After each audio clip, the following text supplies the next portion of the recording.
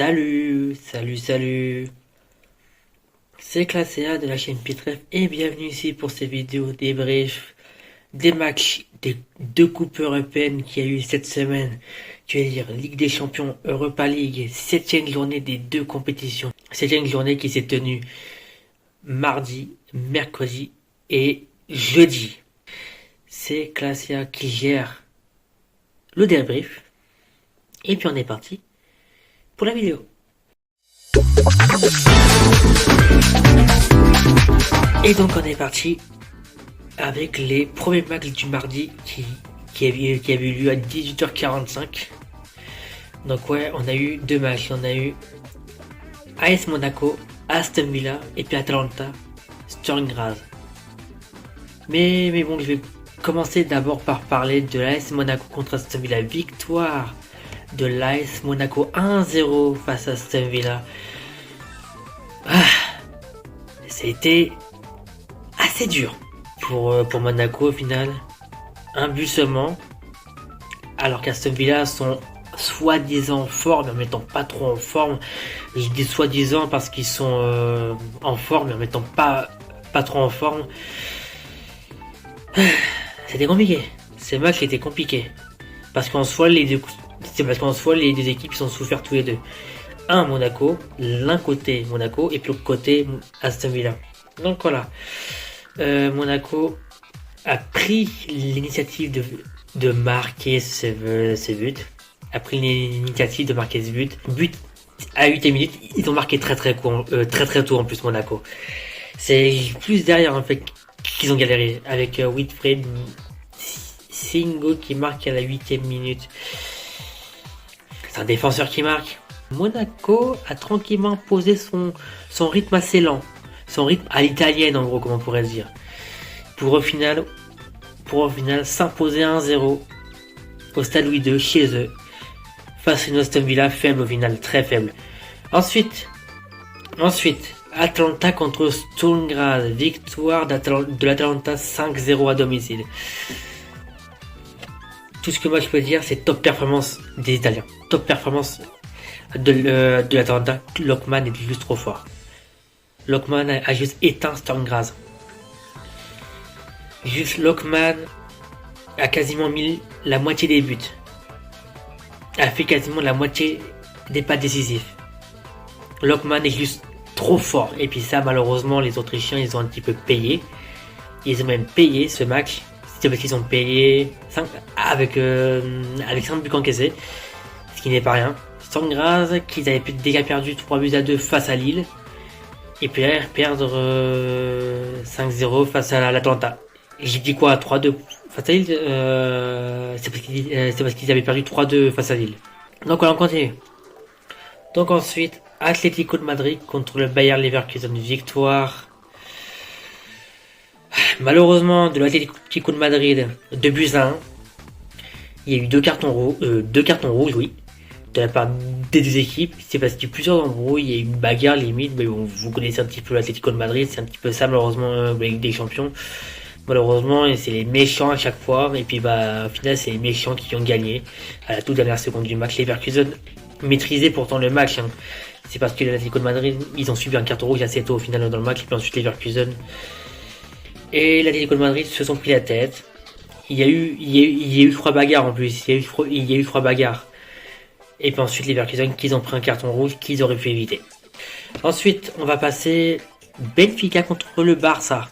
Alors, déjà d'une, pour moi c'est le match de la semaine. C'est même limite le match de l'année. Victoire du Barça 5-4 à l'extérieur. Et le Barça a juste été étincelant. Ils ont fait une remontada spectaculaire. Le match a été spectaculaire. Comment vous dire que Rafinha, le bon vieux Rafinha, ou sinon bon petit Rafinha aussi. C'est parce que Rafinha il n'est pas vieux, il est jeune, très jeune. Ah là là, les Benfica, ils en mettent 1, ils en mettent 2. Ensuite après Barça, il y a eu l'écart. Ensuite après de le Benfica en mettre un 3e. Du coup en gros ça faisait 3-1 pour les Barcelonais. Je pensais que le match était déjà plié. comment vous dire que le Barça, ils ont activé le mode Real Madrid, le mode super club de Ligue des Champions, super club européen. Rafinha, il marque pour un but du 3-2 à la 64e minute. On se dit, il marque. Bon, on va voir que Benfica sont encore solides pour un mois. Ils sont encore solides. Le Barça, ils ont subi un but contre son camp. Alors, oui, la défense du Barça, c'était n'importe quoi. Et oui, le Barça a fait plein de bêtises durant ce match. Et c'est vrai. Tout comme le Benfica d'ailleurs. Le Barça en a remis un troisième. Robert Lewandowski qui marque sur penalty. C'est parce que oui, il y a eu plusieurs penalties, etc. Lewandowski marque sur penalty.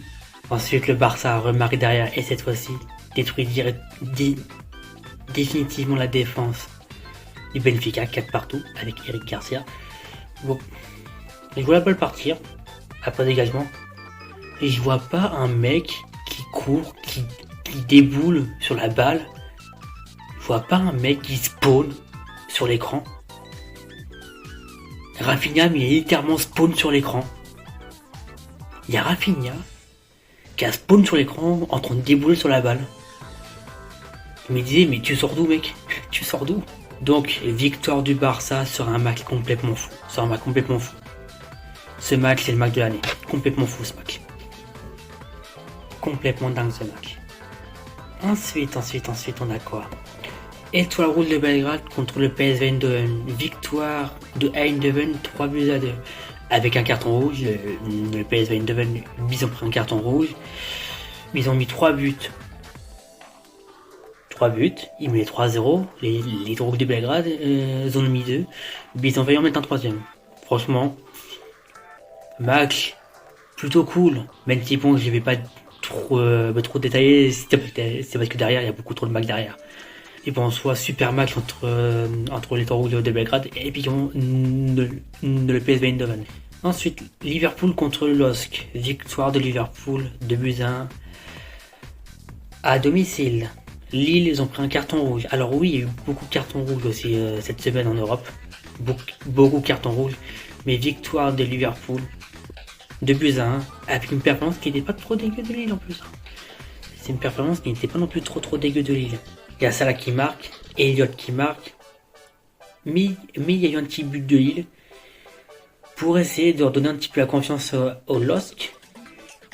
C'est parce qu'ils avaient la confiance quand même, mais ils ont fait un très bon match quand même le LOSC avec un but. Bon, en revanche, ils n'ont pas la victoire, ce qui n'est pas grave en soi, ils sont quand même qualifiés pour la 8ème pour un moment. Ensuite, Club Brugge contre la Juventus, 0-0, match oubliable. Ensuite, Slovène Bratislava contre Stuttgart. Victoire de Stuttgart 3-1. Match que moi je vais passer direct. Bologne contre Dortmund. Victoire de Bologne 2-1. Ils ont battu Dortmund. Dortmund menait 1-0, mais ils ont réussi à mettre 2 buts coup sur coup. Bravo aux Italiens. Ensuite, Leipzig Sporting. Victoire de Leipzig 2-1 à la maison. Leipzig, ils ont maltraité le Sporting durant ce match. Ils ont maltraité le Sporting. Et bon, le Sporting, ils ont réussi à mettre un petit but, mais bon, c'était pas suffisant. Ensuite, Shakhtar Donetsk contre Brest. Victoire de Shakhtar 2-0. Brest, je sais pas ce qui leur est arrivé. Leurs forces ont été échappées en fait. Ils ont littéralement perdu toute leur force, j'ai l'impression. Je sais pas ce qui s'est passé. Le Shakhtar qui ont mis 2 buts en première période. Brest qui n'ont pas su revenir malheureusement. Brest malheureusement qui ont coulé pour ce match. Mais Brest qui sont tout de même qualifiés. Sparta Prague contre l'Inter. Donc là oui, on est passé sur le match du mercredi à partir de Donetsk-Brest. Donc voilà. Sparta Prague, Inter, victoire de Inter 1-0. Ils ont failli en mettre un deuxième, ils en ont mis un deuxième, mais le but a été refusé. Ensuite, Feyenoord contre le Bayern. Le Bayern a pris un carton rouge et surtout le Bayern a perdu 3-0 face au Feyenoord. C'est étonnant. C'est très très étonnant. Ensuite, Arsenal contre Dynamo Zagreb. Pareil. Que Feyenoord, victoire d'Arsenal 3-0. Arsenal, ils ont tenu face à Zagreb, ils ont tenu le Zagreb par le cou littéralement. Ils ont détruit Zagreb avec un but de Martinelli, il me semble. Declan Rice qui marque le premier but. Kai Havertz qui marque le second but. Et Odegaard pour le troisième but. Donc non, je me suis trompé. Martinelli n'a pas marqué. Bon, par contre, en revanche, Odegaard a marqué, lui. En tout cas, c'est très bien. Même si bon, j'aime pas Arsenal. Mais bon, ça reste très bien pour le spectacle. AC Milan contre Gérone. Victoire de l'AC Milan 1-0. Il n'y a pas grand chose à dire. L'AC Milan a pas été une grande équipe. C'est tout. Ensuite, Paris Saint-Germain contre Manchester City. C'était l'autre match où une remontada. Ce match aussi était exceptionnel. City. La première période était quand même assez animée. Deuxième période, City marque des buts coup sur coup. Jack Grealish qui marque pour le premier but. Et puis ensuite Erling Haaland pour le second. Sans qu'ensuite après Dembélé qui était rentré en second mi-temps a marqué derrière. Ensuite après, ça a déroulé pour le PSG. Bardi Barcola qui égalise. Ensuite après, João Neves qui marque pour le but du 3-2. Et puis ensuite le quatrième but, Gonzalo Ramos. Alors le but a longtemps été vérifié pour être validé. Bon, en revanche, le but a bien été validé. Au final, le PSG remonte la porte pour ce match. C'est parce qu'ils étaient menés 2-0 quand même face à City. Être mené 2-0 face à City et puis de revenir à 4-2, c'est quand même très fort. C'est parce que on parle de City quand même. On parle de City. On parle pas de n'importe quel club. On parle de City qui menait 2-0 Paris, ils ont reversé City à 4-2. Voilà, grand Paris, grand Paris. Et Paris peut être assuré pour la suite peut-être de la compétition. Il faudrait juste un succès face à Stuttgart ou sinon booster un match nul pour être qualifié au moins pour les barrages. C'est parce un barrage 16e de finale pour moi. C'est parce que le PSG ne le pourront pas à la 8e de finale. Ils peuvent au moins espérer aller en 16e, ce qui est déjà quand même assez bien. Ensuite, Real Madrid contre le RB Salzbourg. Victoire du Real Madrid 5-1, c'était un chaos. Rodrigo, Mbappé, tout le monde était grand du côté du Real Madrid. Et Salzbourg, ils ont réussi à mettre un petit but quand même. Mais c'est une grande performance du Real Madrid et franchement, ça leur fait du bien aussi. C'est parce que le Real Madrid, ils sont pas très bien avec des champions. Mais c'est bon, il faut se calmer quand même. Ensuite, le dernier match qui n'a pas été diffusé malheureusement pour des raisons que moi je ne connais pas, mais apparemment les raisons ça serait à propos du club de Young Boys de Bergen. Alors oui, ce match était Celtic, Glasgow contre le Young Boys de Bergen. Victoire des Celtic 1-0 après avoir marqué 3 fois, après avoir marqué 2 fois et après avoir raté un penalty. Et surtout que c'était Glasgow, ils ont subi un carton rouge. Ils ont eu 2 buts refusés, Celtic Glasgow, un penalty raté. Donc oui, déjà, ils avaient la malchance jusqu'au bout.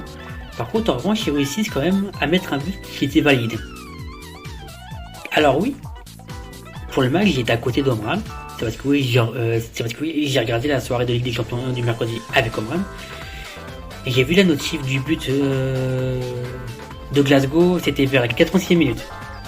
C'était un but contre son camp en plus. Alors ça, non d'accord. Donc voilà, j'ai regardé Omran, j'ai reçu la notif du but Celtic. On s'est regardé, on s'est dit, ce but il va encore être refusé, c'est un truc de fou. Et finalement, le but était validé. Le but était validé cette fois-ci. Donc la victoire des Celtics 1-0. Donc voilà, maintenant on va passer au résultat de l'Europa League. Je vais faire comme la Ligue des Champions, je vais pas tout détailler par rapport à tous les matchs, mais en revanche je vais quand même vous dire les résultats finaux. Donc voilà, on commence par les matchs qui ont lieu mardi et mercredi à 16h30 pour les 2 matchs. Galatasaray contre Dynamo Kiev, match nul 3 partout. Le Dynamo Kiev a réussi pour une fois à faire une bonne performance en Europa League. Enfin, c'est une équipe qui est quand même très forte en Europa League. Les Galatasaray sont quand même très forts cette saison en Europa League. Mais ils ont réussi à les tenir en échec. Ensuite, second match. Qui avait eu également à 16h30, mais le mercredi. Beşiktaş contre l'Athletic Club Bilbao. Victoire du Beşiktaş 4-1. Ils n'ont pas forcé l'Athletic Bilbao. Ils ont mis un petit but, mais le club turc du Beşiktaş a noyé l'Athletic Club Bilbao avec un score de 4-1. C'était une démonstration des locaux. Ensuite, Bodo Glimt contre le Maccabi Tel Aviv. Victoire du Bodo Glimt 3-1. Victoire locale. Bodo Glimt qui étaient en Norvège chez eux. Face à l'équipe israélienne du Maccabi Tel Aviv. Malheureusement pour les Israéliens, ils ont perdu, mais ils n'ont pas démérité malheureusement. Même si bon, je dis malheureusement, leur défaite à partir du 2-1 était un peu inévitable. C'est parce qu'on les voyait se relâcher petit à petit. Mais sinon c'est comme ça. Ensuite, l'AZ Alkmaar qui a battu l'AS Roma 1-0. Ah, les Néerlandais, on n'a pas fini d'entendre parler de vous. Mais bon, tant mieux. Tant mieux. Victoire de la Z Alkmaar face à l'AS Roma. L'AS Roma qui sont pas bien en ce moment. Qui sont pas bien, que c'est en championnat ou en Europa League. Enfin, je dis pas bien, ça dépend des matchs en fait. Ensuite, on va parler de Hoffenheim contre Tottenham. Victoire des Spurs. Ça fait longtemps, putain, ça fait longtemps. C'est que moi j'attendais ça, putain. Victoire de Tottenham 3-2 en Europa League. Et c'est surtout Tottenham se qualifie pratiquement pour les huitièmes de finale. Il faut juste pas échouer face à Lesborg la semaine prochaine. Mais victoire de Tottenham, c'est pour ça que moi j'ai le maillot là. Oh, les Spurs, ça fait longtemps là par contre là. Je suis très content. Même si bon, je suis quand même déçu par la seconde période qui nous ont pondu Tottenham. Mais bon, victoire de Tottenham. Son, tu nous as un petit peu sauvés. C'est parce que son troisième but, Tottenham aurait fait un match nul. Donc voilà. Maddison qui marque à la troisième minute. Super but. Ensuite, Son qui marque à la 22e minute pour le 2-0. Un but moins beau, mais quand même, ça fait but. C'est une frappe contrée, j'ai l'impression. Au final, la balle a été un petit peu lobée. Ensuite, on a refusé un penalty pour Hoffenheim. Ensuite, Hoffenheim marque pour le début 1. Anton Stach, pardon. Ensuite, après Tottenham, Hugminson qui marque avec une super frappe croisée. Très très bonne frappe croisée à la 77e minute. Par contre, après la frayeur. La frayeur, c'est parce qu'Hoffenheim a marqué à la 88e minute pour le 3-2. David Mokwa qui marque pratiquement tout fin match. Alors là, j'ai stressé. C'est parce que moi, je voyais depuis le début de la seconde période Tottenham galérer offensivement. Ils galéraient à terminer leur action et surtout galéraient défensivement. Hoffenheim, ils ont craqué la défense 2 fois des Spurs. Bon, avant, ça n'a pas suffi pour nous rattraper. Tottenham a gagné 3-2 et franchement, c'est une performance à deux visages. Première période, top performance. Seconde période, performance calamiteuse. Mais sinon, voilà, victoire de Tottenham quand même. Ensuite, Porto Olympiakos. Victoire de l'Olympiakos 1-0 à l'extérieur. L'Olympiakos a dominé Porto. Porto, ils ont un manque d'envie. J'ai l'impression que Porto ils ont un vrai manque d'envie cette saison en Europa League. C'est parce qu'ils n'y arrivent pas du tout. Porto. Je les aime bien, Porto, mais bon, malheureusement, ils ont chuté face à un champion européen. C'est parce que oui, l'Olympiakos, ça reste un champion européen. Parce qu'ils ont remporté l'Europa Conference League, quand même, il faut les respecter. Ils ont remporté l'Europa Conference League, et surtout l'Olympiakos, quand même, assez fort cette saison. Ils sont assez forts. Ensuite, Fenerbahçe contre Lyon. Match nul 0-0. Lyon, Fenerbahçe, ils étaient littéralement à la même puissance. Du coup, en gros, ils se sont craints. Alors, en plus, Lyon a failli se prendre un carton jaune, se prendre un carton rouge. C'est parce que Lyon, le gardien de Lyon, il a voulu dégager la balle juste avant la mi-temps. De Mesov, quand les gants ils ont la balle, il a heurté un attaquant du Fenerbahçe. Vous vous souvenez du goal Lloris, c'est quand il a heurté Danilo Pereira pendant l'Euro 2021 sur le troisième match de l'Euro Portugal-France. Et bien le gardien de l'OL a fait pareil. De Mesov qui a pas eu penalty. Pourquoi? C'est parce que le gardien a touché la balle avant la tête du gardien. Du coup, en gros, il a quand même pris un carton jaune. Et surtout, ça aurait pu donner un penalty. Ensuite, Victoria Pilsen, Anderlecht. Victoire de Pilsen 2-0. Ensuite, Malmö contre le FC Twente. Victoire des Néerlandais, encore une fois, 3-2 sur une bonne performance des deux équipes. C'est un bon match pour le coup, très très rythmé tout ça. Ensuite, Lazio contre Real Sociedad. Victoire de la Lazio 3-1, la Lazio s'est baladée. En plus, la RSO s'est pris un carton rouge très tôt. Juste après avoir pris le carton rouge, la Lazio a mis 2 buts coup sur coup. Ensuite, Union Saint-Gilloise contre Braga. Victoire de l'Union Saint-Gilloise 2-1 avec 2 cartons rouges. Par contre, il y a un truc que moi j'aimerais dire, l'état de la pelouse belge est vraiment horrible. Comment l'UEFA peut autoriser à laisser le match se jouer sur cette pelouse? Franchement, c'est horrible cette pelouse. Ben voilà. Esborg, Nice, victoire d'Esborg 1-0. Nice cool, Nice était éliminé. Ludogorets Razar contre Midtjylland, victoire de Midtjylland 2-0. Rien à dire d'autre. Ensuite, Eintracht Francfort contre Ferencváros, victoire des Allemands 2-0. Hugo Ekitike qui marque encore une fois. Il donne à fond à Francfort. Depuis à quitter le Paris Saint-Germain, on sent on le sent libéré. On le sent libéré et franchement c'est très très cool pour lui. Ensuite, Riga contre l'Ajax Amsterdam. Victoire de Riga 1-0. L'Ajax Amsterdam a été nul. PAOK contre Slavia Prague. Victoire du PAOK 2-0. PAOK Salonique qui gagne. Les deux clubs de Prague qui perdent. Sparta Prague qui ont perdu en Ligue des Champions. Et maintenant le Slavia Prague qui perd en Europa League. Bon, les gens... Bon... Vous voyez ma tête, je suis un peu fatigué, etc. Parce que déjà j'ai oublié un match, ce qui n'est pas bien d'oublier des matchs à résumer, surtout pour un débrief résumé. Du coup, ça oui, mon excuse. Donc ouais, le match que moi j'ai oublié, c'est le match, c'est un match d'Europa League en plus. C'est un match d'Europa League. Ce que moi j'ai oublié, c'est FK Karabakh contre le FCSB. Victoire du FCSB 3-2.